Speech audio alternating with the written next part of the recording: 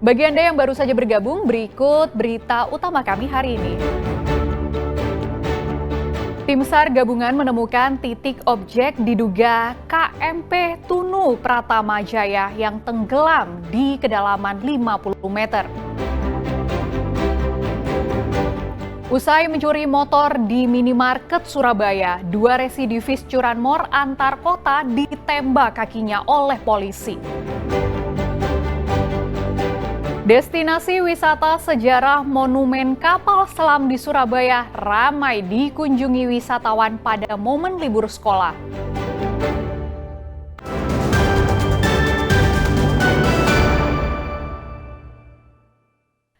Tim SAR gabungan akhirnya berhasil menemukan titik duga objek KMP Tunu Pratama Jaya pada kedalaman 50 meter di perairan selatan Selat Bali. Sementara itu, Minggu pagi Wakil Presiden Republik Indonesia Gibran Rakabuming Raka meninjau langsung posko SAR gabungan pencarian korban di Pelabuhan ASDP Ketapang. Operasi pencarian 29 korban tenggelamnya KMP Tunu Pratama Jaya di perairan Selat Bali terus dioptimalkan oleh tim SAR gabungan. Pencarian dilakukan petugas dari 3 satuan unit respon laut, darat, dan udara. Di laut, sejumlah armada kapal dari berbagai instansi diterjunkan untuk mencari keberadaan korban-korban. Selain mengerahkan kapal-kapal patroli, pantauan udara menggunakan helikopter juga kian dioptimalkan. Pantauan udara yang dilakukan tim menuju arah selatan hingga ke pesisir kawasan Taman Alas Purwo. Tim SAR gabungan berhasil menemukan objek yang diduga kuat bangkai KMP Tunu Pratama Jaya. Objek tersebut terdeteksi oleh citra sonar Dinas Navigasi Kemenhub berada pada jarak 1 hingga 2 mil laut dari titik lokasi tenggelamnya kapal di kedalaman 50 meter. Untuk memastikan objek, tim SAR juga mengerahkan perbantuan KRI Vanildo milik TNI AL yang memiliki peralatan canggih dengan sistem pemindai visual bawah air. Selain menemukan titik duga lokasi objek diduga KMP Tunu, tim SAR gabungan juga menemukan sejumlah barang-barang milik korban yang nantinya akan diserahkan kepada forensik kepolisian untuk diidentifikasi. Dengan ditemukannya titik duga lokasi bangkai kapal di dasar laut ini. Mengidentifikasi adanya objek di bawah air yang patut diduga bahwa itu adalah kapal yang kita cari. Dari hasil identifikasi data yang kita dapatkan sore hari ini, spesifikasi bentuk benda di bawah air, panjang dan lebar hampir bersamaan. Untuk itu kami masih perlu menjustifikasi dengan beberapa peralatan lagi, baik itu menggunakan ROV ataupun side scan sonar dan sonar yang ada di KRI Vanildo. Sebagai informasi, KRI Vanildo kita estimasi tiba 20.00 sampai 20.30 ya, di datum di titik pertama hilangnya ke kontak. Ini menjadi bekal untuk pemeriksaan pertama, kemudian sebagai pembanding titik datum yang ditemukan kedua. Malam ini juga KRI Vanildo akan menggunakan sonarnya untuk mendeteksi langsung. Kemudian di sana juga dibawa magnetometer untuk menguji kekuatan memang kemagnetan yang ada di dasar itu untuk memastikan. Dan juga di KRI Vanildo juga dibawa juga side scan sonar. Sementara itu, Minggu pagi, Wakil Presiden RI Gibran Rakabuming Raka meninjau langsung posko SAR gabungan pencarian korban tenggelamnya KMP Tunu Pratama Jaya di Pelabuhan ASDP Ketapang, Banyuwangi. Selain memantau upaya pencarian tim SAR, Wapres juga menyempatkan diri bertemu keluarga korban yang hingga kini masih bertahan di pelabuhan menunggu hasil operasi SAR. Wakil Presiden menyampaikan bela sungkawa secara langsung dan menyerahkan santunan dari pemerintah. Gibran juga meminta peristiwa proses pencarian korban dan penyebab tenggelamnya kapal ini dilakukan dengan cepat, transparan, dan berpihak kepada korban. Taufik Ferdiansah melaporkan dari Banyuwangi. Dua residivis pencuri sepeda motor antar kota terpaksa dilumpuhkan polisi dengan ditembak kedua kakinya karena melawan saat disergap seusai mencuri sepeda motor di sebuah minimarket. Dua pencuri motor di halaman minimarket ini terekam CCTV. Kedua pelaku sempat membawa kabur motor curiannya. Namun saat di jalan, polisi yang sedang berpatroli menghentikan pelaku karena curiga motor yang dikendarainya tidak ada kunci kontaknya. Saat dicegat polisi, pelaku Misbahul dan Rosidi bukannya berhenti, justru kabur dan berusaha menabrak petugas.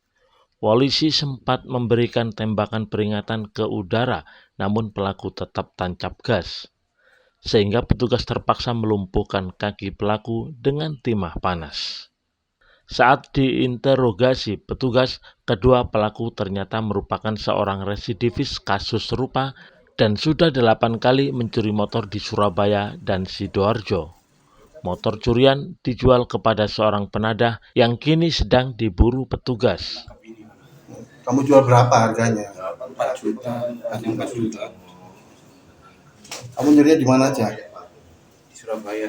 Sama? Dilakukanlah pengejaran, dan ketika dilaksanakan pengejaran, dari kedua tersangka ini mencoba untuk melakukan perlawanan kepada pihak kepolisian dan juga berusaha melarikan diri. Maka pada saat itu diambillah tindakan tegas secara terukur. Sebagai barang bukti, polisi menyita 2 motor dan kunci T yang digunakan untuk membobol kunci kontak motor. Untuk mempertanggungjawabkan perbuatannya, pelaku kini harus kembali menghuni sel tahanan karena diancam hukuman 5 tahun penjara. Dari Surabaya, Arif Purwanto melaporkan. Pernahkah Anda merasakan sensasi masuk ke dalam kapal selam? Nah, di Surabaya ada wisata sejarah monumen kapal selam yang dulunya digunakan untuk operasi Tirikora di Irian Barat pada tahun 1962. Pada momen libur sekolah ini, wisata monumen bersejarah itu ramai didatangi wisatawan.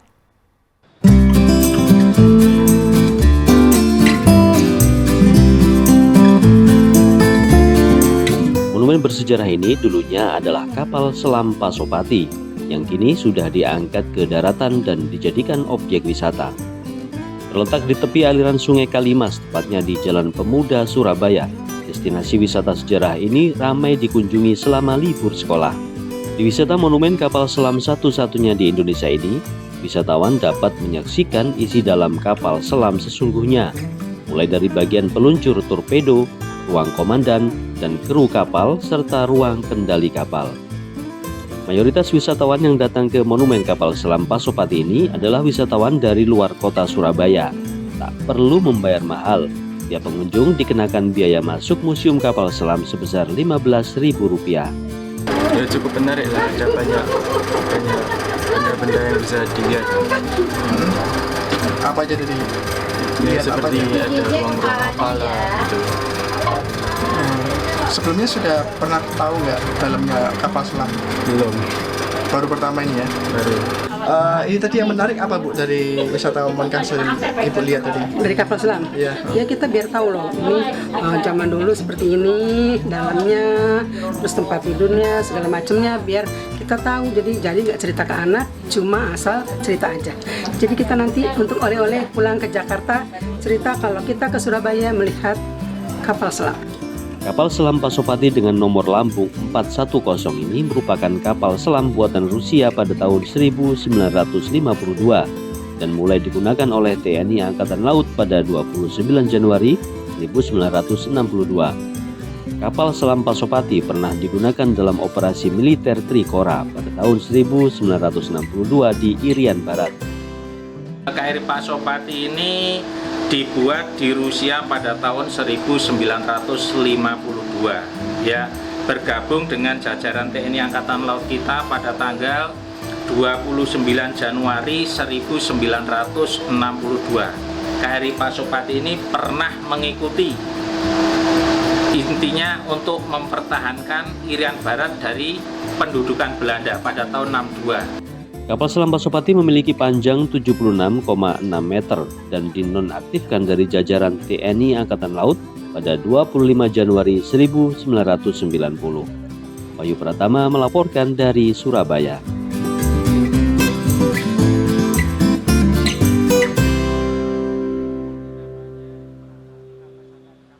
Ya, informasi tadi mengakhiri jumpa kita di Berita Jawa Timur. Jangan lupa pastikan Anda subscribe channel YouTube Liputan 6 SCTV Daerah.